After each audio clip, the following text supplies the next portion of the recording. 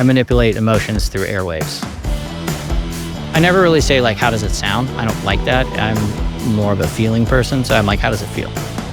That's what my ears do, is they look for the ear candy, the little subtle things, the things that tickle the eardrums, but it's not right in your face and apparent. But when you hear it, it makes you feel something a little bit more.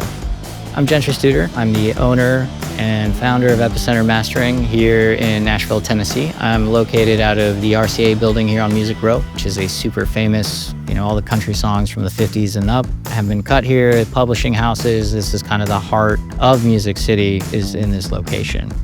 I help finish records and help artists achieve their sonic vision they're looking for. Mastering is the last part of the creative process and the first part of distribution. You're kind of balancing this technical and creative world. Artists, it's like a whole different language.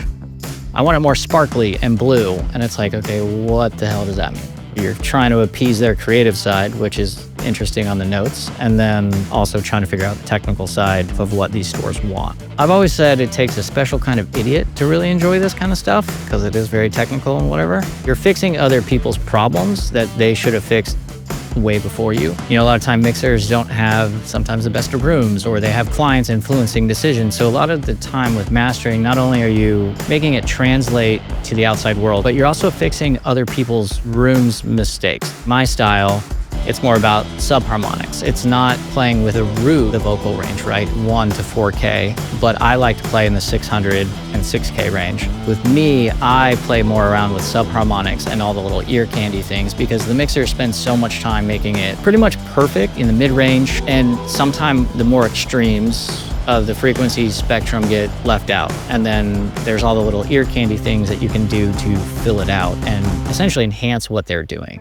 When I was choosing my gear, I went through a lot of pieces. I realized that SPL gear allowed me to do things that I can't do with other gear. Headroom, just the way it sounds, the way it feels, right? It's got this open top end. Stressed out electronics are stressed out, where happy electronics are like free and easy. That is how SPL gear works for me. Feels like I can boost, gain, cut, do whatever, and never worry about distortion. It allows me to pump in these mixes that are essentially so hot already, they're louder than I would normally do them. I'm able to push in these really hot mixes, still work on the gear, still have the headroom to add and cut and do whatever I need, and then pump it back out just a little bit louder so the client's happy.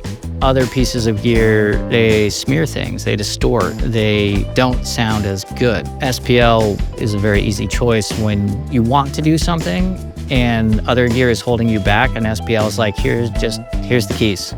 The DMC is my console. It's where I take my input sources. It controls my speaker outputs. It has my insert in and outs. It has everything a traditional console will have, except it's just a stereo console in a very nice small form factor. And then it hits my insert point, which goes to the Hermes, which is a 8 stereo channel routing matrix that you can put anything in anywhere. That's where all my gear is connected to. So that's kind of the routing brain of it, and how I decide what piece of gear goes in what order. Do I want my compressor first? Do I want it last? And then it also allows me to, in conjunction with the iron, parallel compress stuff. So sometimes I want to slam the shit out of a rock song, but I don't want all that distortion. So then I can slam it with the iron and then slowly just dial it back in the analog world, and it does it all for me. The problem with a normal patch bay is that you have to unplug it all, plug it back in, and then it's like, well, can you remember what you heard? Like, can anybody remember? Of course not. The beautiful thing about that is I can build 3 separate chains and at a press of a button, switch through and hear the differences in real time. There's not really anything else like that in the analog world that's fully relay based and not digital. The PQ, I call that my analog plugin because it's super transparent. You can do 1/4 dB adjustments. It's got 5 bands, all the frequency ranges you want. Super clean, super wonderful. And then it also turns from a normal constant Q EQ to a proportional EQ. You kind of get 2 EQs in one, and then also 1/4 dB adjustments if you want, which is wild for an analog piece of gear, or your normal, 1/2 dB. And then I also have the original PASIC. The PQ is more of a surgical EQ. It's where I'm going in to notch things out, or maybe it's just kind of like this overall brightness I need. And that's where the PASIC comes in, because it's got a little bit more of a vibe. It's got more of a flavor. It allows you to bring up that 18K plus and get that creamy high end that everybody loves. It allows you to kind of add more weight to the vocals. The low band is at like 30 to 40 hertz and boosts that. And it just adds a thickness. Most people don't hear it, but it adds this nice weight and thickness and kind of grounds the entire low end through that. And then the iron compressor is just, it's a beast. There's so many different options with the rectifiers. You know, you can be LED based, but then it's got germanium and silicone and all these different rectifiers that change the sound differently with how it reacts. And then you also have tube bias, so then it's how sensitive and how much distortion, and there's so many different combinations with it that you really can do whatever you want. It's like 6 or 7 compressors in one. I also have the D-to-A converter, the Mercury. Introducing all that music into the world, I can bring it in at 120 volts, keep it there the whole way until the end where I need to put it back into the computer.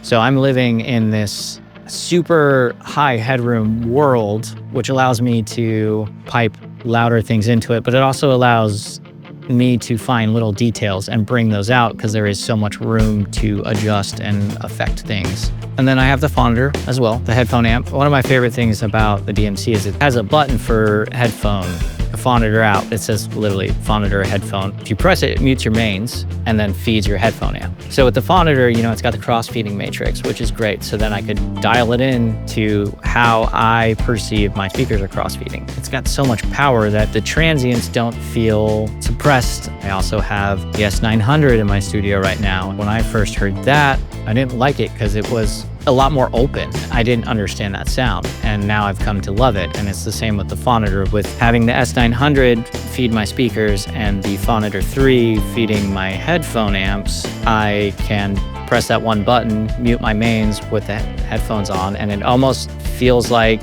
nothing changed. It blew my mind the first time how SPL feels, right? Like if it's meant to have a vibe, it has the vibe, the perfect vibe too. Not too much, not too little, just like the right amount. And it's subtle, but it's still a vibe, but also it stays out of the way when it doesn't need to be there and allows you to do your work without thinking about what's gonna happen if you try to push it too hard. Just stays out of the way. It's wonderful. You know, SPL just makes it easy at the end of the day.